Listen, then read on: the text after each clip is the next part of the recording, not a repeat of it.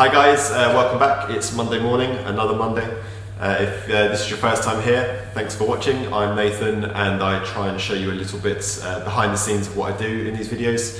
Obviously a lot of work goes into making these cars look as perfect as I try and make them look.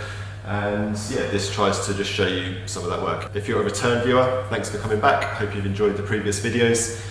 This is a McLaren 720S. And before I get going on it, let me show you around. So I'm sure everyone's seen these on YouTube and various social media, but I don't know how many will have been lucky enough to see one up close. And the amount of different scoops and vents and ways that the air moves through the car is just amazing, really. Well, amazing, ridiculous. It depends. A lot of people think this car is pretty ugly.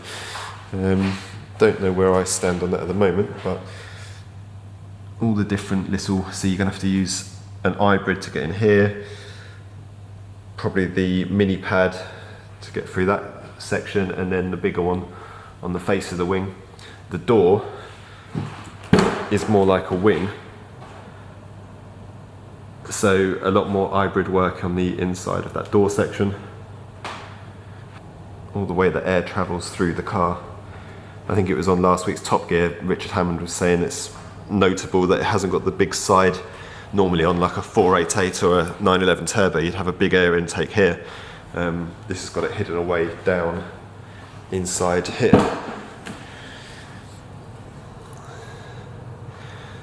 So that's the main air intake for the engine. Mixture of kind of chopped carbon is the new thing they seem to be doing because it's actually easier and cheaper to produce, and then some of the more structural bits like the A-pillar, the old woven carbon. Coming around the front, obviously pretty famous for the lack of headlights, but the massive air intake there going down to various radiators.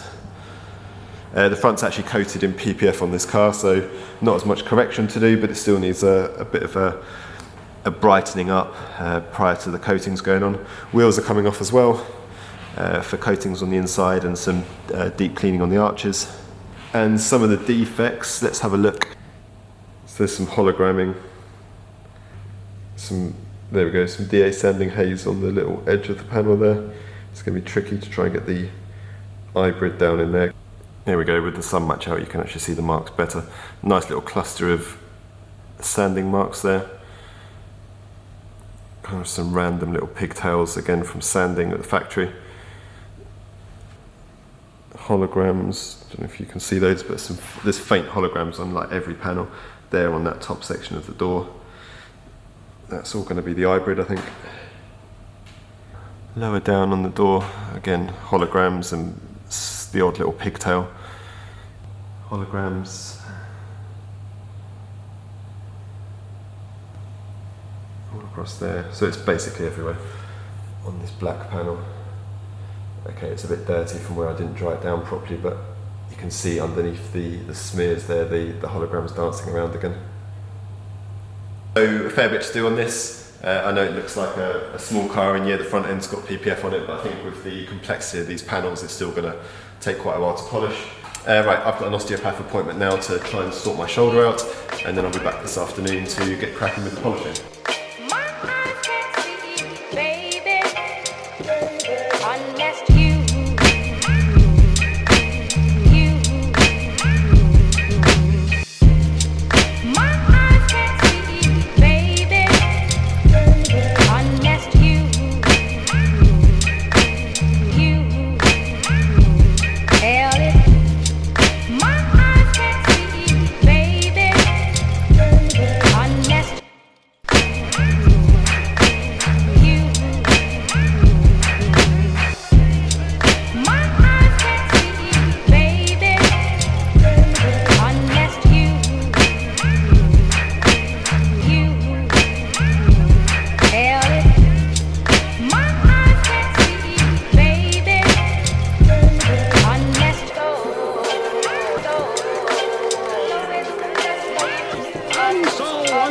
There's only one man clever enough to have perpetrated such a dastardly crime. Ha! And I thought you were ready to give up.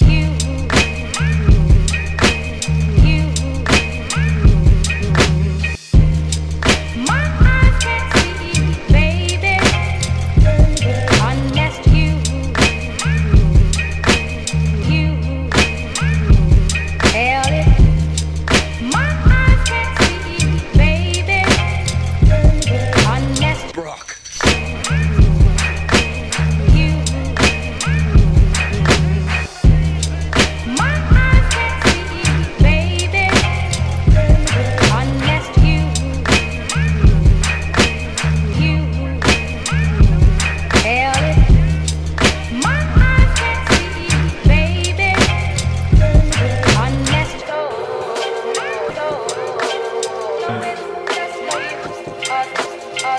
Right, well that was not as much fun as you might think working on a car like this. I was quite looking forward to getting this one in here, but I kind of never want to get another one in the room again.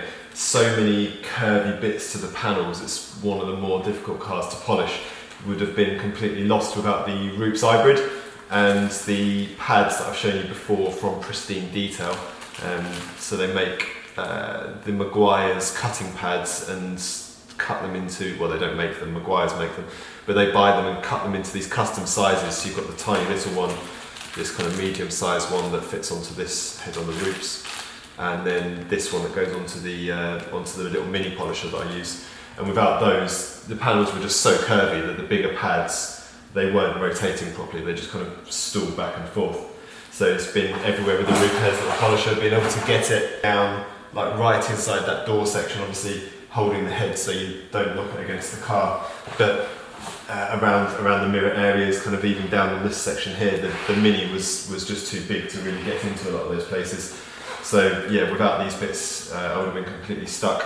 The Pristine Detail pads, I'll link them again down below, but there's a discount code which I'll flash up on the screen now. So they're very kind enough to give us a discount code if anyone else wants to get these, but they are well worth having, because you never know when you're going to need something that small and with that much cutting power. Right, it's let me put this down.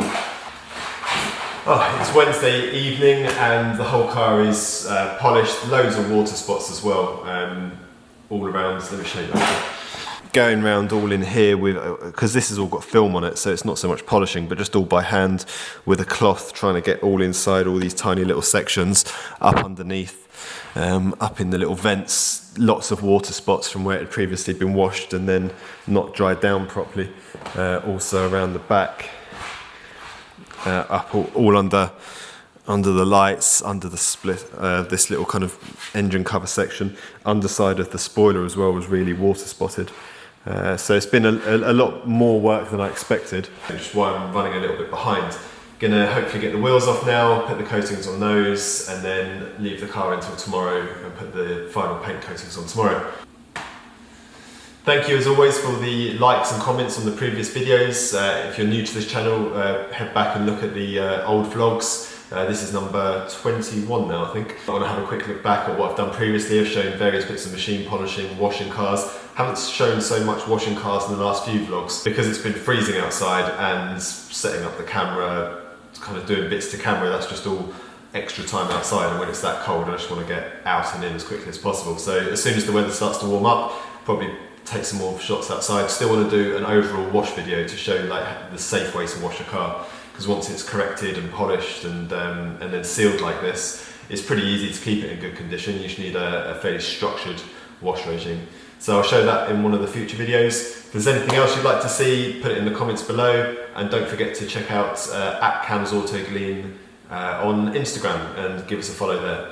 Right, I'm going to continue with this car and then go home, I think. Right, time for the wheels. You don't have to have the wheels taken off, but this customer's requested it. So all the wheels are coming off, then I can put the coatings on the inside, on the caliper, make sure they're all perfectly clean. Obviously clean the arches up, although this has got a kind of felting material on the inside, so slightly different to the plastic ones where you obviously wipe them all down and then coat them. This is just probably going to get wiped down with a cloth and some all-purpose cleaner. And the safest way I found to take these wheels off is, ta-da!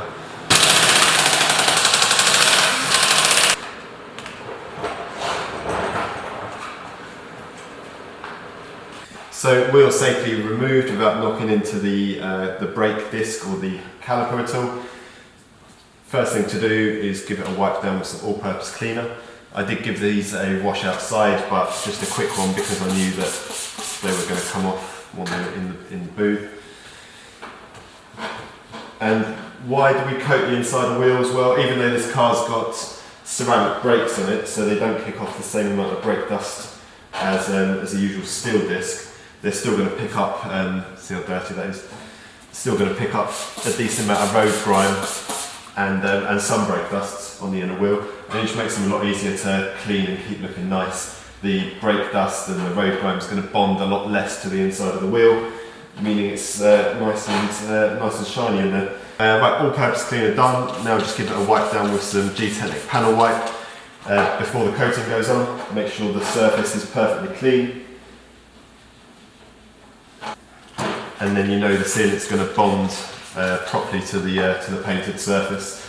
I mean, it's similar theory to the car's paint. At the end of the day, this is just paint and lacquer, or powder coat and lacquer. So you want to make sure that the surface is properly cleansed and ready for the sealant, because otherwise the sealant's not going to bond and you're not going to get the same, or the quoted durability. Right, once it's all wiped down, then we get your coating, a generous amount on the applicator.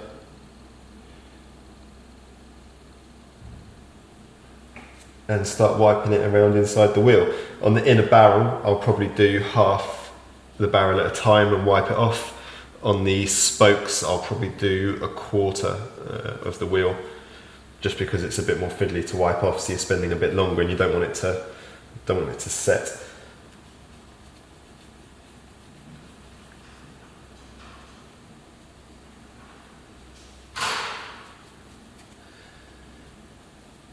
And on the back of the spokes and the centre of the hub. I've got some on the GoPro there.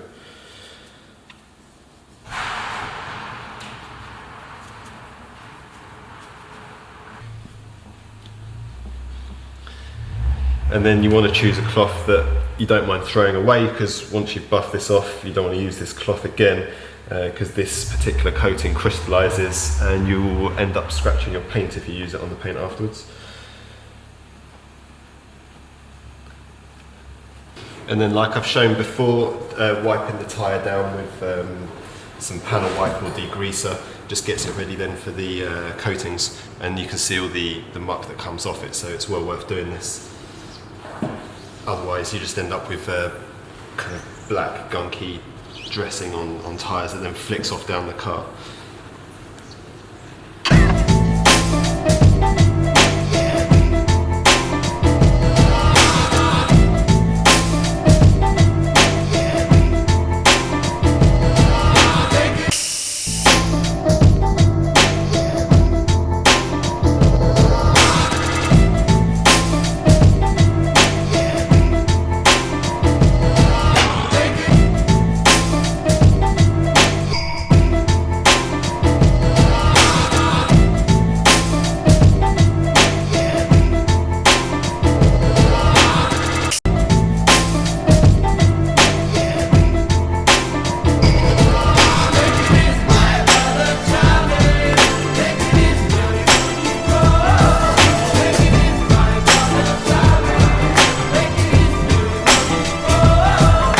Fast forward a bit in time, and I'm now putting on Gtechniq EXO.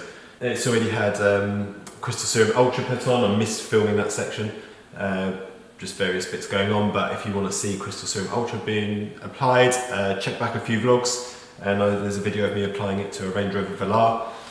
This is going on now, so you've seen this lots of times, but suede applicator over a foam block, and then just wipe it onto the panel. The EXO you can work quite a large area with and then buff it off. Obviously if you're doing the serum light, probably work a slightly smaller area.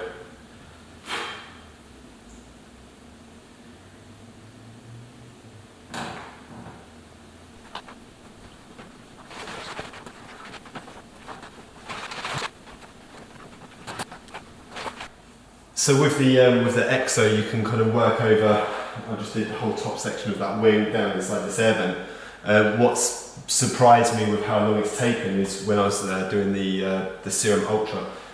doing much smaller sections, buffing off, doing inside the fence. I'll show you in a minute. Buffing it off, doing kind of this section here, buffing it off, doing the grey section down there, buffing it off, all separately. If that was a more regular car, just with kind of a normal wing, you can apply it to a slightly larger section and then buff it off. But because this is so intricate, it just it's taken a lot longer than I expected, like I say, to be able to get this car done. It's been good fun though. Obviously it's nice and bright, it looks fantastic in the detailing booth, so that's why I'm showing you video of it. So yeah, an interesting job, if not my favourite job. I'm going to get on and finish the rest of the exo, buff the glass off, and I think we're almost there.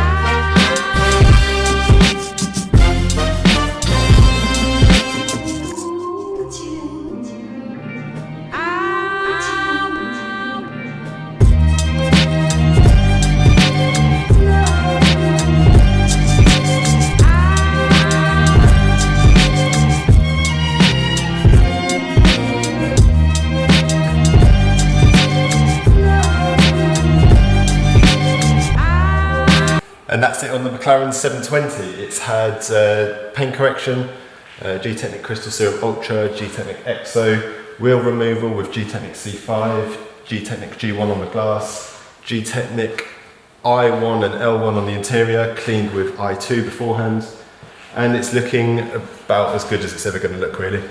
Pretty pleased with this one. Like I've said already, been quite a big job. Looks pretty good there. Got some after footage for you. Hope you've enjoyed this. If you've got any questions, drop them in the comments, and I will see you in the next video. As usual, I'm going to include some of my holiday footage at the end of this video. I think we're up to Thailand now. We went up to Chiang Mai in the north of Thailand, and then across to an island called Chang. So I hope you enjoy that footage. Next week, got a pretty special car, so keep an eye on my Instagram for that, and hopefully see you in the next vlog.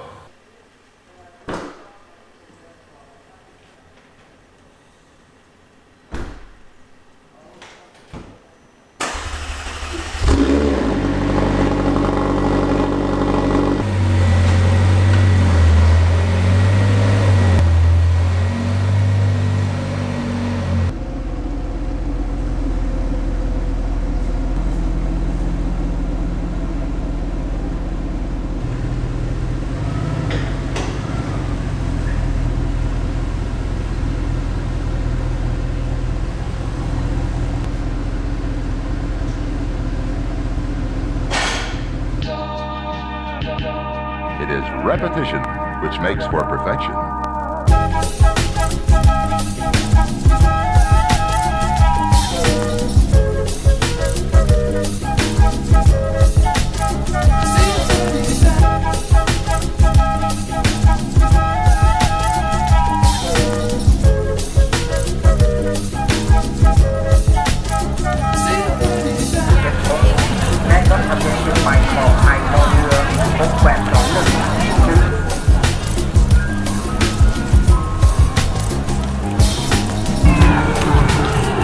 How's your waffle? It's got Nutella in it. So it's a 10 out of 10. It's not as good as Hanoi one. Nothing's as good as the Hanoi one.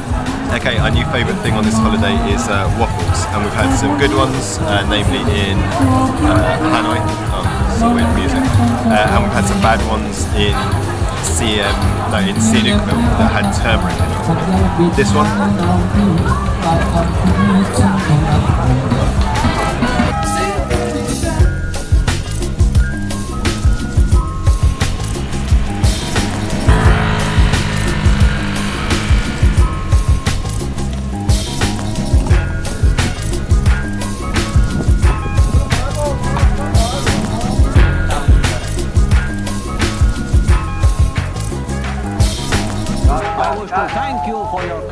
reception and bid you a fond farewell.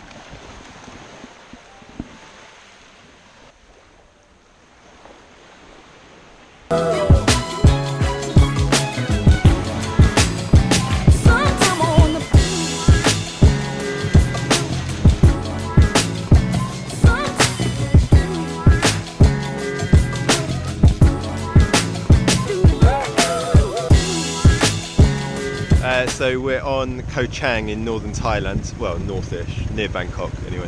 Haven't done any filming for a while, so I thought just do some now, really. Tiny little island, been here for 3 days, and then we're heading to Phuket tomorrow. But this is our little route to the beach.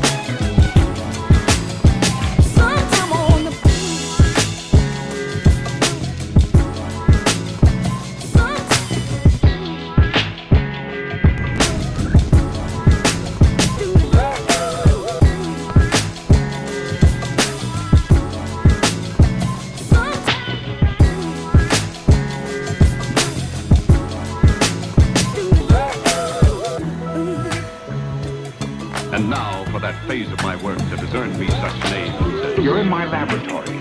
Just by pushing a few buttons. Looks like they're working on wild animals. Now, Miss